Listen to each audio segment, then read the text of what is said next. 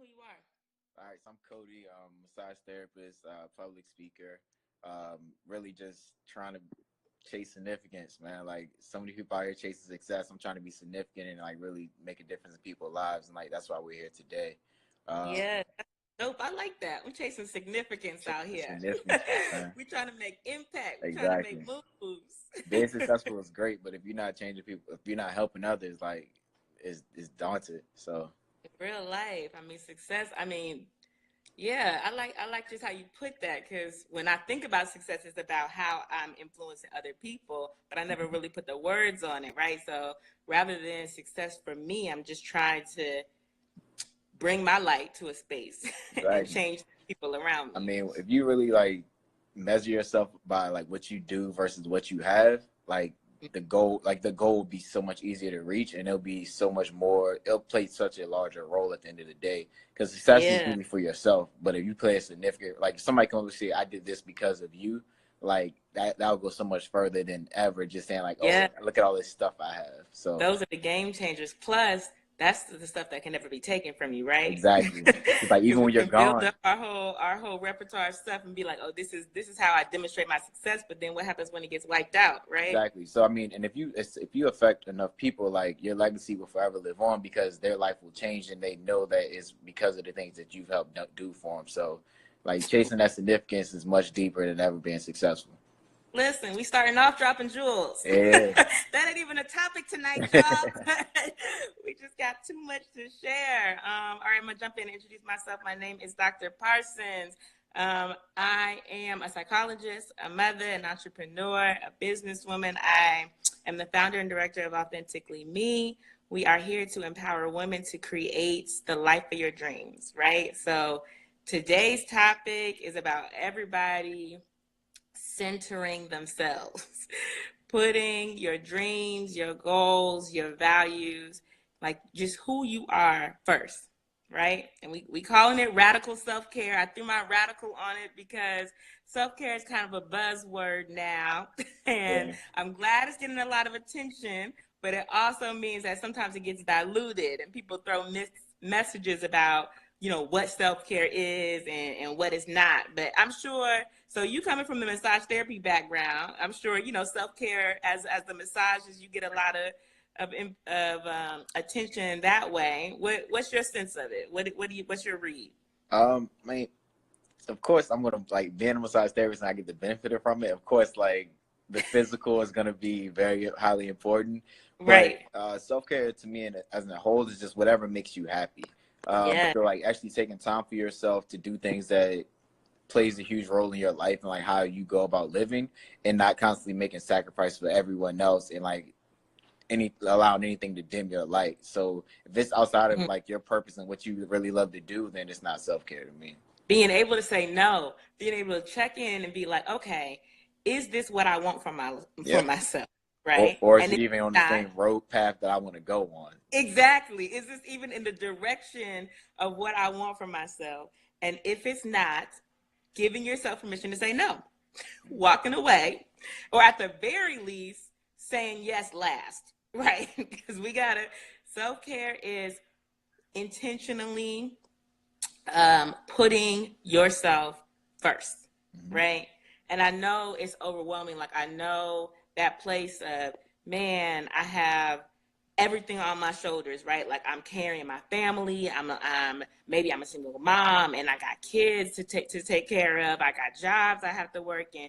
It's this like constant. I have to, right? And like, trust me, I have been there. I mean, a lot of y'all know my story. Know that my partner suddenly passed away, and I found myself with a child, a 1 year old, by myself in Denver, okay, in the middle of a full time PhD program. Now, couldn't afford where we live, needed to start working in the midst of like the most devastating grief of my life. So I know that experience of like there is just too much on my plate, right? Like there's too much that to survive. So my whenever I talk about self-care, the first thing that I always say is you have to breathe, right?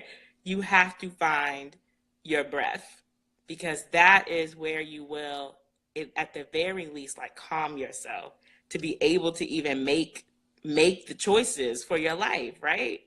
It's funny you said that too, because with that, a lot of times people never breathe on purpose. Mm. I Tell like them what that means. What you mean so breathe on purpose? so in my sessions and when we're doing like the one-on-ones and we're doing the coaching and training and things like that, I ask the question like, when was the last time you took a breath on purpose? And they Mm. always look at me crazy like, what do you mean? So many times we get caught up in the routine of just breathing naturally Mm-hmm. because we can do it to survive. But when was the last time you actually took the time and took a breath on purpose to actually take that deep breath in and like realize like what that air and oxygen is actually doing for your body and what it does for your life and actually like paying attention to it and giving it recognition. So the same thing goes with your healthcare and I mean your health and your self care of just saying like I need to do this for myself because this is how big of a role it plays in my life. If it's just getting away and giving yourself a few moments to just relax and like just think and meditate, and then like you need that for your life. It's just as important to you Mm-hmm. as your air. Like doing your passion should be just as important as you taking a deep breath or just Yeah. breathing on a regular basis. It needs to become your oxygen that keeps you living. Like Yeah. when you get that strong about your passion and what you really care about, it'll drive you so much further. So you gotta want it as bad as you want to breathe. I think ET says it all the time, but it's real life. Like when you start getting into the things that really matter to you most, and you need it so bad that if you don't get it, it's kind of like you losing oxygen. You'll find Yeah. yourself Like living you completely can't differently. not do it, right? Exactly, When exactly. that's how you know it's the passion and that breathing on purpose. Like not only does it, like, like you're talking about, bring your awareness, but it also brings you to the present. Because Hmm. so often when we get in this mindset of I have to, we're stuck in our heads, right? Yeah, We're stuck in our interpretation of what we think our life is and what we think the demands are on our plate. And by breathing on purpose, right? So filling your belly all the way up and breathing not from your chest, right, but into your belly, right, all the way out, and exhaling, and counting yourself through that. When you are focused on your breath, you can't focus on your thoughts, yep. right? So that's that trick of saying, how do I bring myself to this now? I know to live in this moment right now, I have to be breathing, so let me pay attention to that. And then when I'm able to, even just that edge, even just that, like, that foot in the door, like, then I can make a choice, then I can make a conscious choice, because we make choices all the time, but they happen so automatically, we don't even recognize we're making choices. We don't even know that the You way I'm have the spending my control. time in this moment is a choice. Yeah, because you have full control over the decision that you make. But Mm-hmm. we get so caught up in the this is what I have to do versus this is what I Yeah. have the opportunity to do, or this is what I could be doing, or this is what I could not Yep. be doing. That life seems like it's out of our space. But Yep. at the end of the day, you have full control over every single thing that you do, and Every to do in nothing every moment. Like, slow that exactly. down, though. Because Slow that down, even right? to do nothing, it's a choice. Like you're making a Mm-hmm. decision that I'm not doing anything. Like if you know you got Yeah. ton of homework to do and you say I'm not doing, like it's a choice. Like you're making a decision to do nothing. So to do Yeah. everything or to do nothing is still within your control and your decision what you decide to do. Yes. Like, it is within our volitional control, any action you're taking, which means you can decide, this is not for me. Yep. You can decide in this moment, this is not what I want to do. So when you're telling yourself, I have to go grocery shopping, I have to clean my house, I have to, run, do you? Right? Do you really have to? Or are you choosing to? Yep. And if you're choosing to, why are you choosing to do that? Why is that how you're spending your time? And that really comes down to like the blueprint of our lives. Like in so many times the area that you're most unhappy with when people are depressed and things like that is usually because they have a blueprint of the way things should be, and whatever they're currently living isn't matching the blueprint. So we have Mm-hmm. to realize that we made the blueprint in the first place. So you can alter that to like say, hey, I need to get to at least this level and then I can upgrade my blueprint and get to that next level. But it takes one step Right. at a time. And we can't get caught up in the mindset of like, this is the way things are supposed to be, because ultimately we create this whole level of like tricks in our mind of like how things are supposed to go. And then we can depress ourselves because it's not going the way that we imagine it to go, which is Exactly. another Exactly. a decision that we're making because like we set ourselves up to like what it's supposed to look like. You're making such the crucial point, right? That, like, we have expectations, and those expectations come from somewhere, but we can define those expectations for ourselves. Like, I'm gonna take the caveat because the psychologist in me can't help myself. Nah, So for depression sure. is real, y'all. Depression is real, and depression is a chemical imbalance in your brain. And so if you are facing clinical depression, know that that's different from what we're talking about right now.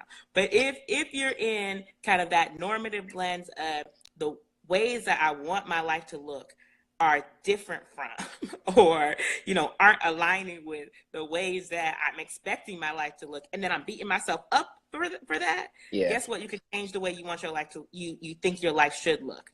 And my biggest thing is like, give yourself permission to live life your way. Like we say this all the time, there are no rules. The No. fact that you think I have to clean, I have to cook, I have to run the errands, I have to do the laundry, that is made up. And wherever you got those standards from, question them. Because if it's not the way you want to live your life, make your own rules. Do it your own way. And that usually comes from the decisions that we make from a very early stage. Like we make a decision of like, this is who I am. Like my biggest thing, like when I talk to like smokers and things like that, like, oh, well, I'm a smoker. Like that's like, it's so hard for me to quit because like I'm a smoker. And I asked the question, If like, that's how you define yourself, that is what you're exactly. going to do, So right? I asked him the question, like, when did you decide that you're a smoker? Like, what do you mean? Like, oh, like I've been smoking forever. I'm like, yeah, but when did you decide that that's who you are? Because what happens is we have to, whatever we convince ourselves of who we are, that's when we have to stay at that point. We have to get that consistency. That's what we live up to, because right? we have to understand who we are. So like if those people that's out there like don't really know who they are, they usually have different struggles in their lives because they're trying to figure it out. But if you define yourself as something, you're going to constantly get back to that point. So if you're the type of person that's trying to quit something or break a bad habit, but you still define yourself as that thing, it's going to be the hardest thing ever for you to do. You have to change the way you look at yourself and the way that you treat yourself and the way that thought of yourself in order for you to overcome that obstacle. Yes, and that's why when you have the clarity and the vision of who you want to how you want to live and who you want to be, it makes it easier to make those decisions in the moment. Does this, because all you're asking is this in alignment or not? Yep. Right? Like, shout out to my spiritual coach, Erica Todd, and she asks me all the time, so is this in alignment or not? Like, because and then it's a good question though, because you constantly check in. Yeah, it's a check-in, and it's a check and balances. That you can say, if it's not, why am I doing this? Who told me I had to do this, and why am I giving them control over my life? Right? Like, take that control back and live the life for you, because it's yours. It's yours to live. And those for you who are like that's on here listening, like be sure to check in with yourself. Like ask yourself, like, is this a part of my alignment? First, define your alignment and like where you want to be. And the way you do that is ask yourself, if no or failure was not an option, what would I want to do? Where would I want to be? What would my life look like? Write that vision out. Exactly. And then use that to check in to say, like, does this align with what I want to do or where I want to be? And that's how you kind of like take that one by one step to get to that next level by defining your goal or whatever that thing is that you want to do. Because even if it's something as small as like, hey, I'm going to save $1,000 in the next 3 months. Like before you spend that money on something that you probably don't need, ask yourself, does this help me reach my goal? If the answer is no, don't do it. Stop. Cut it out. Cut it out. And know that you're making the choice. Exactly. And actually even tell yourself, because sometimes we do take steps back, right? But at least be honest and upfront with yourself, right? Okay, I am making the choice to do something out of alignment, right? With my goal right now. Because we need that flexibility, that permission to be human, right? But at least do it accountably, right? And that's because that's really hard for some people, like being accountable, like, oh, like I wasn't able to do it because this came up. But like, no, like you went to a concert, like that was a decision. Like let's be real. Like you wasn't able to do it because you ain't too high. Like, yeah. Stop playing games out here. So yeah, it's a whole new world when you take responsibility, right? Like that, even just those words means that you are taking responsibility for the choices you're making. For sure. Like it's all about being accountable, and like that accountability, even when it's outside of your control, figuring out the role that you played in it will take you much further as well, because you always in every situation, you're the common denominator. The only person you can't escape is yourself. So if you can take that accountability and figure out the role you play, you'll never be in that position again, because you can add up the different things that you did to get there and avoid it altogether. And do something different. So, okay, wrapping this into the radical self-care part, because I know like that's why y'all tuning in. Like, how do I do it? How do I put myself first, right? All these messages are connected, but I want to make sure this is clear. The same way you were talking about the vision statements, you're going to do that same thing for your self-care. So self-care, like I said, is centering yourself, refueling and recharging, making sure that you are on a full cup. So that means you have to identify what are the things, people, or experiences or activities that recharge me, right? We all have those things that, like, man, when I'm doing this, I am just energized, right? Like, it could be, first of all, it could be sleeping, it could be dancing, it could be exercising. Some people get in that meditative state in the gym. It could be socializing with particular people.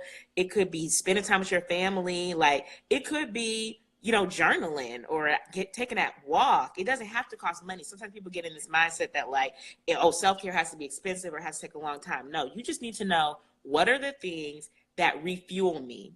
And on the And other then, side of the yeah, other go ahead. side of that, I know she was so positive, but I got to be on the other side of the Uh-oh. devil's advocate What you of about to tell me? also be aware of the things that drain you. So if it's the Yes, people that's like, yes. oh, whenever I'm around this person, like, it's so draining, like they're always complaining, like take time away from that person so that you can be Mm-hmm. refueled. If it's certain tasks that you don't like doing, if you know that whenever you start cleaning up, it ruins your day, like choose a day to not clean up so that you can Yep. constantly be refueled. So along with pairing the things that you are great at and that makes you feel energized, and subtracting the things that take away from that is also a part of your self-care. So understand it's not Absolutely. only the things you do, but it's also the things that you take out of your life that's taken away from your energy and your Absolutely. happiness. That is so spot on. It can be the absence of those draining activities, right? Yeah. That, like, I'm choosing to unplug. Actually, I had this conversation with my girlfriend who was, in a, like, difficult relationship where somebody was, anytime they interacted with them, it was like draining. They would send these long messages and they would call and leave. And anytime they interacted, it was like, man, this took everything out of me. And I'm like, so you don't got to answer the phone, right? Like, you literally don't have to read the message. Just because you get a text message doesn't mean you have to read it. Just because somebody calls you doesn't mean you're obligated to answer. You don't have to listen to the voicemail. You don't have to call them back. You can make choices. If this is somebody who's always making withdrawals from my life, that in the name of my self-care, I am taking a break from you, right? Sure. And I mean, I think that's so spot on. What I was going to say is, once you have names those things that refuel you, and like you're adding, and also once you know those things that deplete you, right? You put yourself first. So you say, anything that is refueling, I'm going to do that first. And then you're going to do all of those other things that maybe you don't necessarily want to do, but that take energy. It is literally the way anything else works. To drive across country, we fill up the gas tank Yep. first, right? Like, to anything that requires energy, you have to fill it up first. You fill up your bank account before you go spending money, Hey, right? I mean, but So, speak to that a little deeper. Like, that's a really good point. Like doing all the things that make you happy and like now you're fulfilled going into those things that you dislike yeah, doing.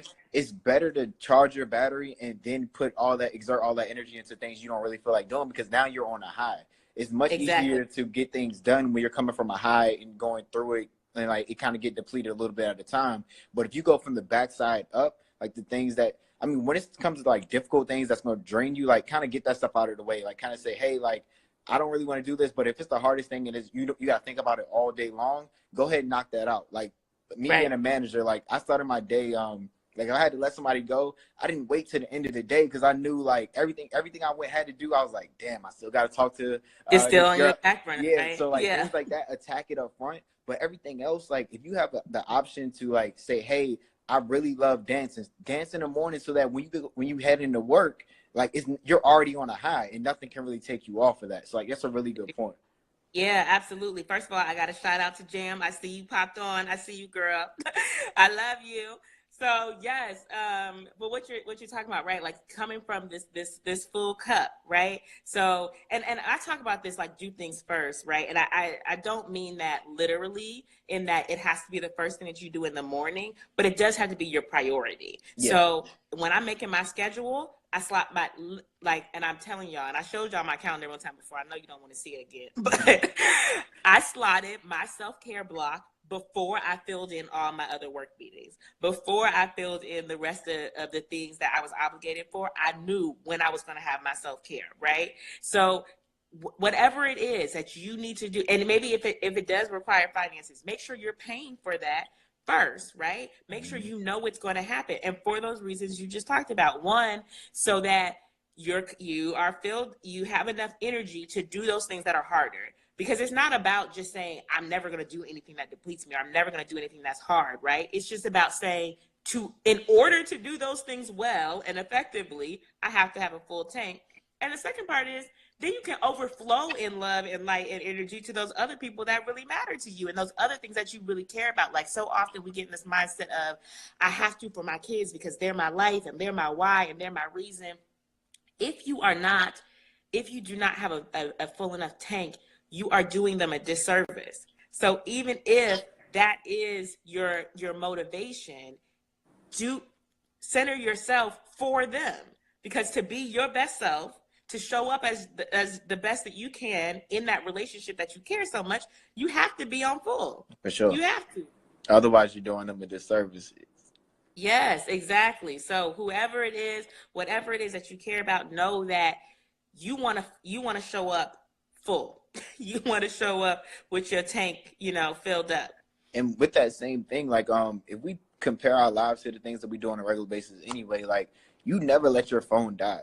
So Thank you. why would you do that Charge to it your every night. you charge on a regular basis? You always got a charger with you. Some You people walk always around got with the something. chargers with them, right? That's what I'm They saying. So got, like they you got got the portable portable chargers. chargers. So do the same thing for your life. Like have something that you can portably carry with you, or something that you have in your mind that you can reflect back to and say, hey, like I'm having a low moment. Let me do this to kind of get me back on that high. So Yes. like the same way you like constantly plug your phone up, like reset your mind or have something that you can do that you can kind of recharge yourself to help get you through the rest of the day, the same way you do your phone. Absolutely. Like you And never let your phone get down to 1%. So never allow your energy of your life get down to 1%, because say that, you yo. have full control Yo, over that I'm the same feeling. way. I'm like, yo, I need to go do something right now. And really, the point in that is it doesn't have to be a big elaborate thing, right? Mm-hmm. Like you just have to know what it is for you. So, like, I'll tell you some ideas, some small things that I do in those moments. Like, I know that there are certain fragrances that I really like. I carry those oils with me, and in those moments when I'm hella stressed, even just stopping and taking one intentional deep breath, right, Mm-hmm. of my favorite oils recharges me. There are apps where at the top of every hour, there's a small, like, it's not disturbing ding, right? I did this for a while where every hour I did a full body scan. I would hear my phone ding and I knew, okay, I'm going to check in. I'm going to see where I'm holding stress in my body and I'm going to release it, right? Like these are very small things that you can do throughout your day. You can breathe on purpose. You can Exactly. take a full breath and follow it from your full inhale all the way to your exhale, right? And just to get that little charge. and just so you guys understand, like what I mean, the reason I got into the whole like breathing on purpose thing. So I did a study on Buddhism. So at 5 years old, they teach. So as we get into it, this is one of my speeches that I do. Your breathing and oxygen is the only thing that's ever going to be with you from the very beginning to the end. From the day There you go. from the day you were born to the day you die, the only thing that's going to remain the same is your breathing, because you absolutely need it. But the thing that's most important about breathing is when you're upset, what changes? Your breathing. When you're afraid, your breathing changes. Like when you're worried, like and stressed out, your breathing changes. So if you're able to control your breathing, you'll be able to control your emotions, which allows you to control your entire life. So if you become more conscious of the way you breathe, you can control every emotion. When you're upset, if you can control your breathing, then you can relax yourself and get yourself back to calm. So controlling your life is the same as controlling your breathing, because now Thank you're aware of it. Once you become you. And you're, aware of the issue, whew, or you become aware of the problem, or you become aware of the situation, or you become aware of the things that actually bother you, you can control it. Because now you're in a yes, conscious mind, and you're not reacting out of emotion. You're being logical and saying, hold on, okay, my breathing has changed, something is wrong, something's throwing me off. Like, I need to pay some attention to this. Because if you I need act to out of get pure back to the emotion, present. if you Mm-hmm. act out of pure emotion, you will lose control. And there's so many Yeah. people that's in jail now because they act out of pure emotion. Like, so many Yeah. bad things happen when you're emotionally driven. So if you take the time to actually take that breath on purpose and be very conscious of like the way you're living and the way that you're reacting in the moment, you'll be able to fully control it.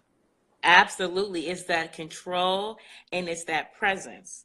Because like just like you said, it's the only thing that doesn't change because it stays with you in every moment. So Exactly. every new moment that you have, if you find your breath, you know that you are present, And you right? can be mindful of the And that's situation. that's that power, right? Like life is breath. So, and I tell y'all know I have a 4-year-old. So anytime she is, in her, I'm trying to learn how to process emotions stages, right? I always tell her, find your breath. If you find your breath, you can regain composure. You can then make choices of how you want to behave and make sure that the things that you're doing are a reflection of who you want to be in this world.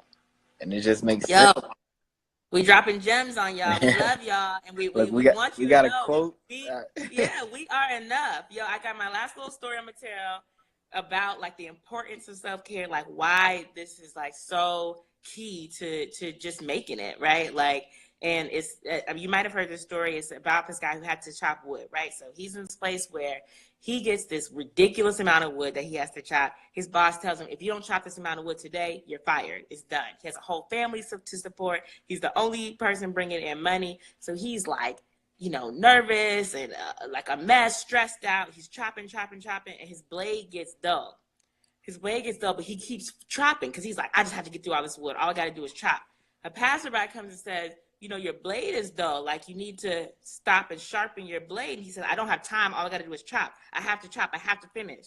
And his passerby says, if you need to get through all that wood, it looks like you don't have time not to stop.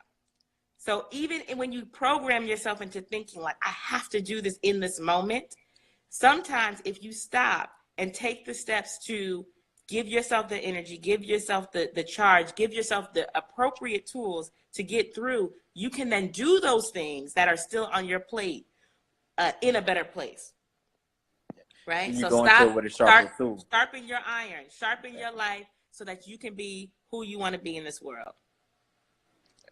I think we can Yeah. definitely end on that one. Yeah, we got to wrap it up. So, like, you know who we are. I'm Dr. Aleja Parsons. And go ahead now.